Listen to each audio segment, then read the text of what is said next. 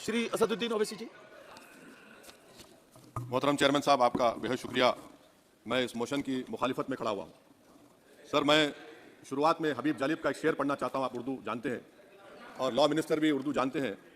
हबीब जलीब ने कहा था कि हुक्मरान हो गए कमीने लोग, खाक में मिल गए नगीने लोग, हर मुहिब वतन जलील हुआ, रात का फासला तवील हुआ, आमिरों के गीत जो गाते रहे वही नामो दाद पाते रहे, रहजनों ने रेजनी की थी, रहबरों ने भी क्या कमी की थी।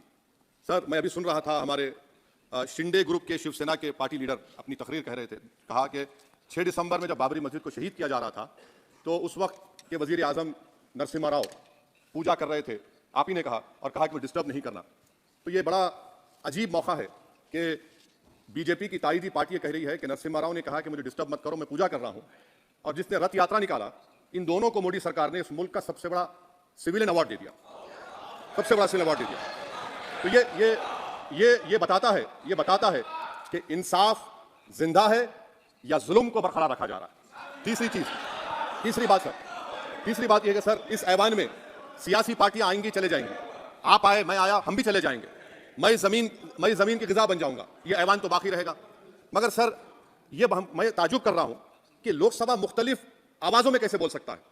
लोकसभा तो एक ही आवाज में बोलना चाहिए, और लोकसभा भी भारत के संविधान आइन के बेसिक स्ट्रक्चर का ताबे है। और सर, ये इसलिए कह रहा हूं कि 16 दिसंबर को, ये ले कर देता हूं, 16 दिसंबर 1992 को इसी लोकसभा ने एक रेजोल्यूशन पास किया था। आप इजाजत दीजिए तो मैं पढ़ता हूं सर।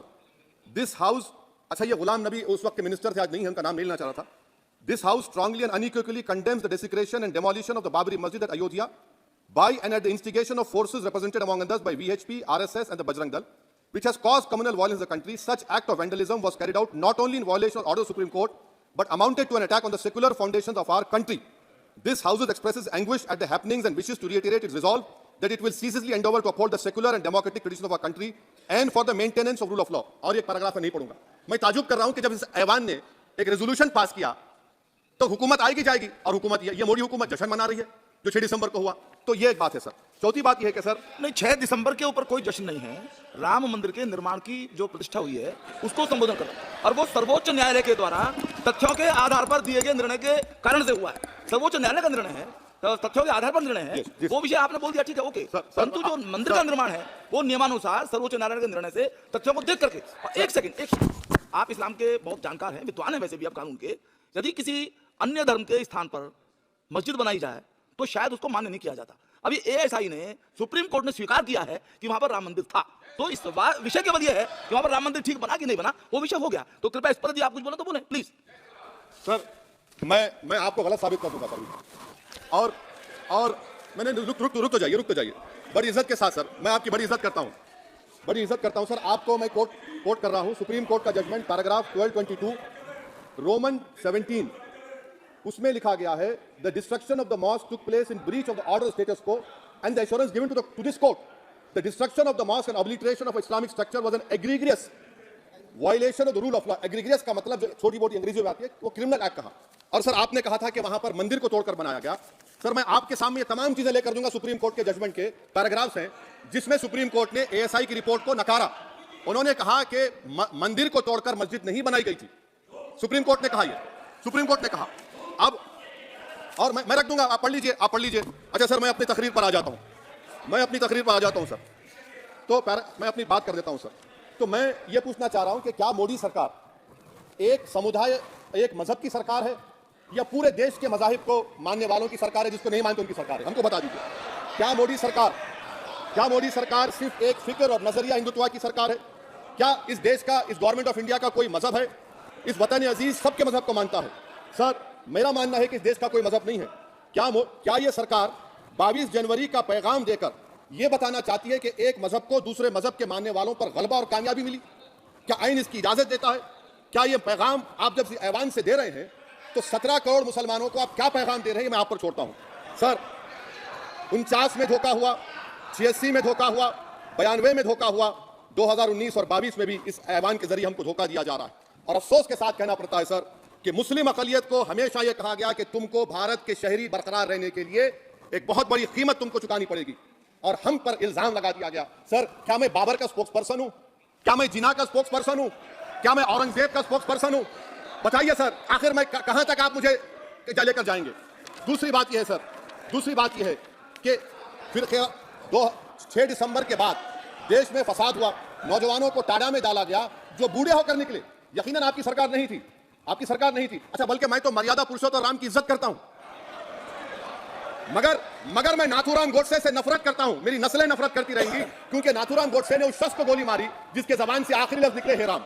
सर, छठी बात यह है कि 87 में मलियाना हाशिमपुरा हुआ, 83 में दिल्ली हुआ, 44 में जम्मू में नस्ल कशी हुई, 2022 में हल्दीवानी में कत्ल हुआ। इतने धोखे सबसे बड़े किसको दिए गए? असदुद्दीन ओवैसी को दिए गए। मगर फिर भी मुझसे ही कहा जाता है कि वफादारी को तुम साबित करो अपनी ओवैसी। सर, आज भारत के 17 करोड़ मुसलमान अपने आप को अजनबी और एलियनेट महसूस कर रहे हैं। मैं बहुत बड़ी नाइंसाफी होती है। सर, ये कोई तारीखी नाइंसाफी को इंसाफ नहीं किया जा रहा है। स्पीकर अंग्रेजी में स्पीकर सर, केवल एक प्रश्न का जवाब ओवैसी साहब दे दें कि बाबर को वो आक्रमणकारी मानते हैं या नहीं मानते? पुष्पमित्रा संघा को आप क्या मानते हैं? बताओ, पुष्पमित्रा संघा को आप क्या मानते हैं? जम्मू के वो कश्मीर के वो राजा को क्या मानते हैं जिसके पास एक फौज थी मंदिरों को तोड़ने के लिए? आप क्या मानते हैं? यही तो मैं कह रहा हूं कि निशिकांत दुबे 47 में आजादी मिली असदुद्दीन ओवैसी से बाबर की बात पूछ रहे हैं। तुम गांधी की बात पूछते, तुम बोस की बात पूछते, तुम जलियांवाला बाग की बात पूछते, तुम काला पानी में जो मुसलमान शहीद हो गए उनकी बात पूछते, मगर बाबर की बात पूछी जाती है। तो सर, मैं आपको बता रहा था, खामखा डिस्टर्ब किया सर, मुझे मेरा वक्त ले लिया निशिकांत दुबे। सर, मैं आपसे कह रहा था, मोदी हुकूमत ये पैगाम दे रही है भारत के मुसलमानों को कि जान बचाना है या इंसाफ चाहते हो। मैं कह रहा हूं, मैं भीख नहीं मांगूंगा, मैं इस नंगी तासुब को कबूल नहीं करूंगा, मैं दूसरे दर्जे के शहरी के मौकफ को कबूल नहीं करूंगा, मैं अपनी शनाख्त को नहीं मिटने दूंगा। अब मैं झूठी और दिलफरेब बातों पर हरगिज भरोसा नहीं करूंगा। मैं वो काम नहीं करूंगा जो बीजेपी और नाम निहाद सेकुलर पार्टियां चाहती हैं। मैं वो काम करूंगा जो आपको पसंद नहीं है, संविधान के दायरे में रहकर। सर, कंक्लूजन में मैं आपको बताना चाहता हूं कि आज इस देश को किसकी जरूरत है? इस देश को अयोध्या में, तारीख शायद नहीं पढ़ते होंगे, मौलाना अमीर अली कौन थे? पुजारी बाबा रामचरण दास कौन थे? अयोध्या के पुजारी थे। दोनों ने मिलकर अंग्रेजों के खिलाफ जंग लड़ी थी और दोनों ने अंग्रेजों ने इनको गिरफ्तार किया और एक पेड़ पर मौलाना अमीर अली को और पुजारी रामचरण दास को फांसी दे दी गई। देश को इनकी जरूरत है। देश को शंभू प्रसाद, अचन खां, ये राजा देवी बख्श सिंह के फौज में थे, अंग्रेजों से मुकाबला किया, मुसलमान की लाश को जला दिया गया और शंभू प्रसाद को दफना दिया गया। इस देश को यह जरूरत है, देश को बाबा मोदी की जरूरत नहीं है। आज भारत को अयोध्या के मौलाना अमीर अली और रामचरण दास, अचन खान, शंभू खान की जरूरत है। सर, मैं अभी सुन रहा था ये नाम निहाद सेकुलर पार्टियों के बयानात को। क्या होता है सर, आप खत्म कर रहा हूं, क्या होता है सर, जब काजी साहब गवाहों को लेकर दुल्हन के पास जाते कि तुमको निकाह कबूल है, तो दुल्हन शर्मा के खामोश बैठ जाती। तो इनकी खामोशी रजामंदी की अलामत है। जी। तो सर, मैं खत्म करने से पहले यह बताना चाह रहा हूं कि जब वजीर आजम जवाब देंगे तो क्या वो भारत के 140 करोड़ जनता के लिए जवाब देंगे या फिर सिर्फ हिंदुत्व की फिक्र रखने वालों का जवाब देंगे? मैं ये देश, दुनिया, मुसलमान देख रहा है। सर, मैं आपको यह भी बताना चाह रहा हूं, आखिर में कंक्लूड कर रहा हूं सर, 1 मिनट चाहिए सर। सर, मेरा मानना यह है कि आज मैं बहैसियत एक भारत के गयूर मुसलमान के, let me stand as a tall Indian Muslim and say that the light of Indian democracy today is at its dimmest today sir. Sir, in conclusion मेरी फिक्र में, मेरा ईमान मुझे कहता है कि जिस जगह पर मस्जिद थी, है और रहेगी, बाबरी मस्जिद है और रहेगी, बाबरी मस्जिद जिंदाबाद, जिंदाबाद, भारत जिंदाबाद, जय हिंद। सबको जोड़ने की बात की जाए वो बेहतर है। जी, श्री बीबी पाटिल जी।